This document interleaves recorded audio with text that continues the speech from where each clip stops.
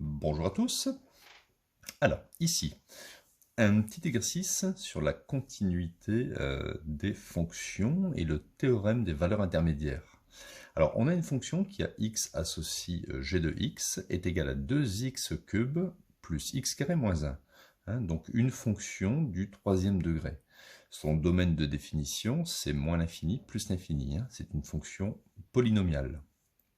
Il faut étudier les variations de cette fonction sur R, et il faut en déduire que l'équation g de x est égale à 0 admet dans R une unique solution alpha, avec bien sûr alpha ici compris entre 0 et 1. Donc, si vous voulez, on ne peut pas résoudre à la main 2x cube plus x carré moins 1 égale à 0. Donc, on va le faire grâce à l'étude des variations de la fonction et du calcul des limites. Alors on y va, étude des variations. Donc la fonction g est une fonction dérivable sur R. Alors sa fonction dérivée g' de x est égale à 2 fois la dérivée de x cube, ça fait 3x carré, plus la dérivée de x carré, ça fait 2x, et dérivée de moins 1, bien sûr, on ne le met pas, ça fait 0. Donc g' de x est égal à 2 fois 3, ça fait 6x carré, plus 2x. Donc on a une fonction dérivée du second degré. Alors je vais ici la factoriser. Ça va m'aider à trouver les valeurs qui annulent la dérivée. Donc je peux factoriser par 2x. Donc ça fait 2x.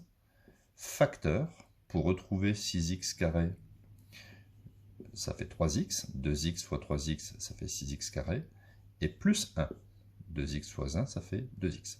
Donc voilà l'expression de ma dérivée qui a été ici factorisée. Donc voici le tableau. Ici, je vais mettre le signe de la fonction dérivée et ici les variations de la fonction g.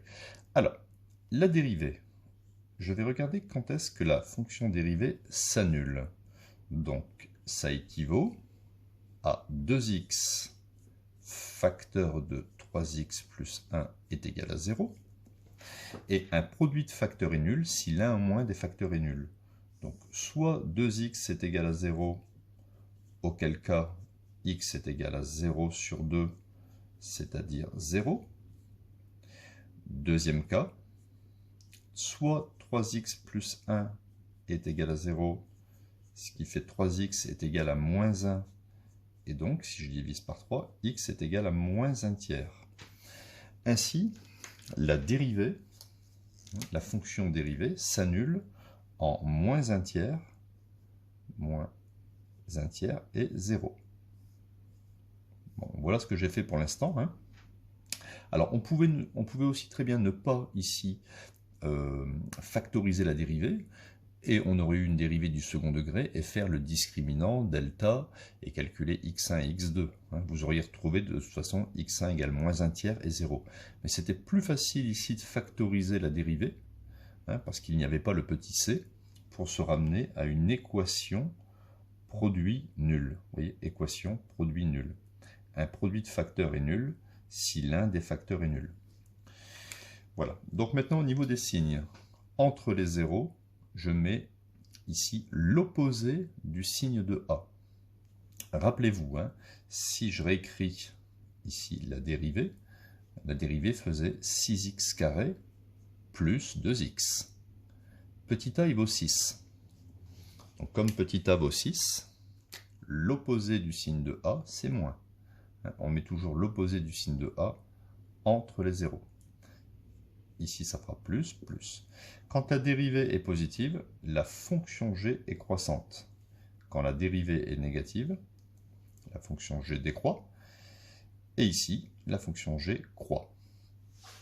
On va maintenant calculer les images g de 0 et g de moins 1 tiers. G de 0, je remplace x par 0. 0 au cube, ça fait 0. 0 au carré, ça fait 0. Il me reste moins 1. Donc je le place ici, vous voyez, si je remplace ici g de 0, ça fait moins 1. G de moins 1 tiers, je remplace ici x par moins 1 tiers, en mettant bien des parenthèses. Donc faites le calcul à la calculatrice, hein, c'est facile. En fraction, on obtient moins 26 sur 27. Moins 26 sur 27. Donc je le place ici. Voilà.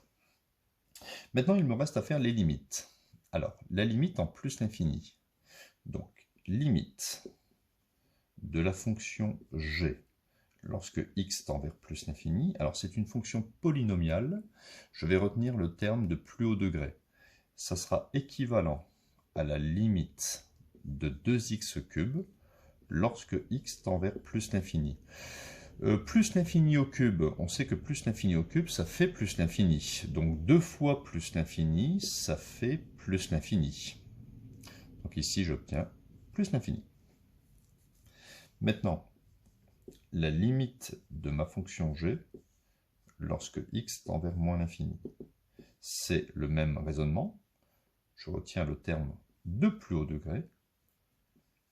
Lorsque x tend vers moins l'infini.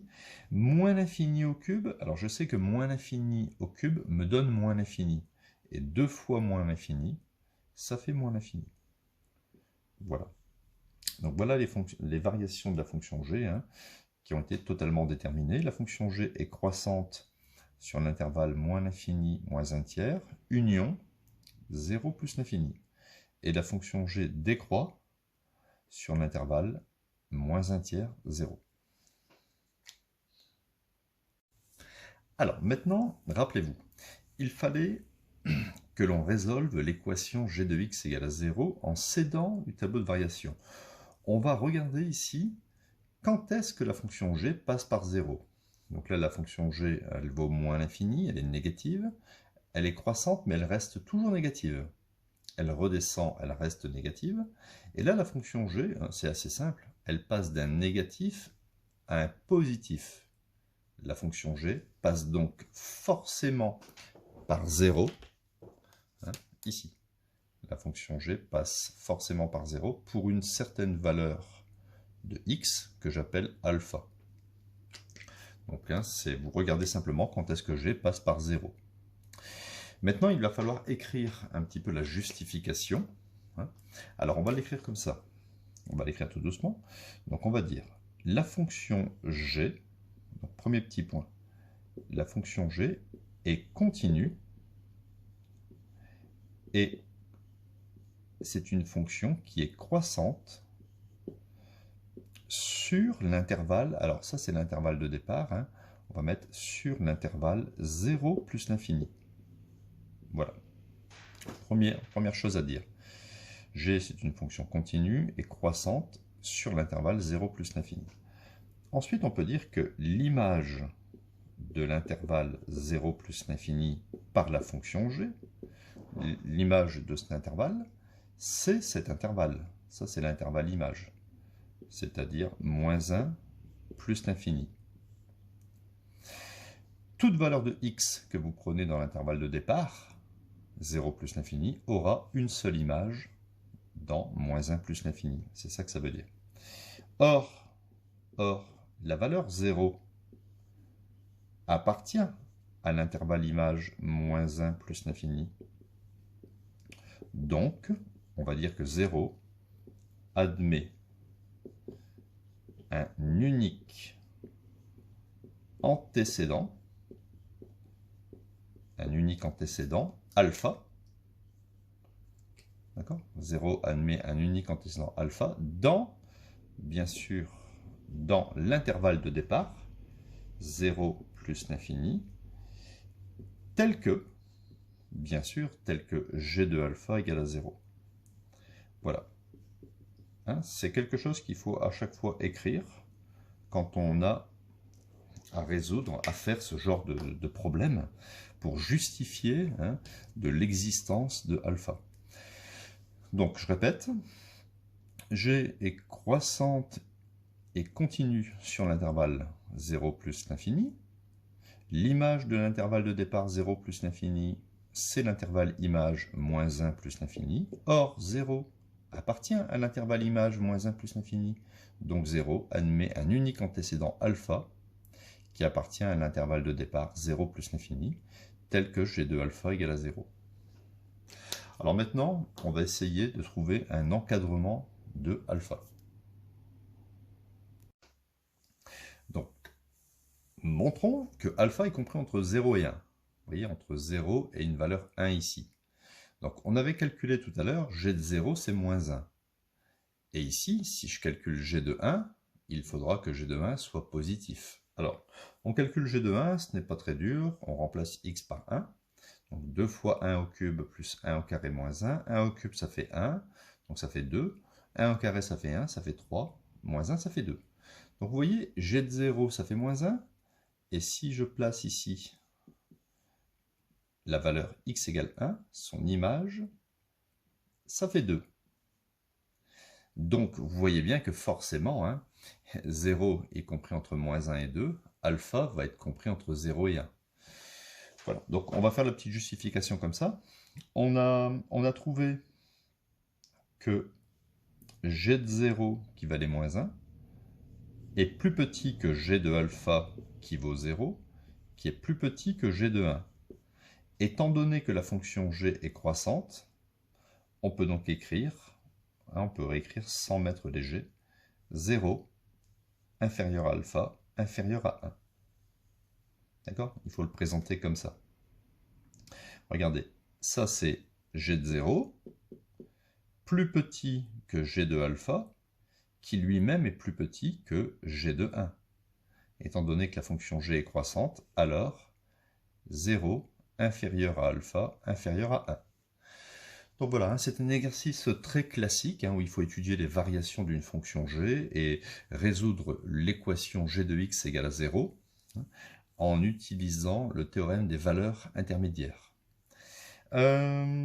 Ici, s'il fallait établir le signe de la fonction G, bon, on peut le faire, s'il fallait établir le signe de la fonction G, c'est souvent demandé.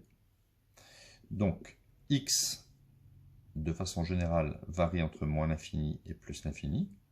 Vous vous basez ici sur la valeur de alpha. Ici, je vais écrire le signe de G.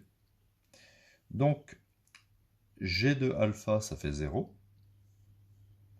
Et quand x est inférieur à alpha, vous le voyez, regardez la fonction G, elle sera en dessous de l'axe des abscisses, elle est toujours négative.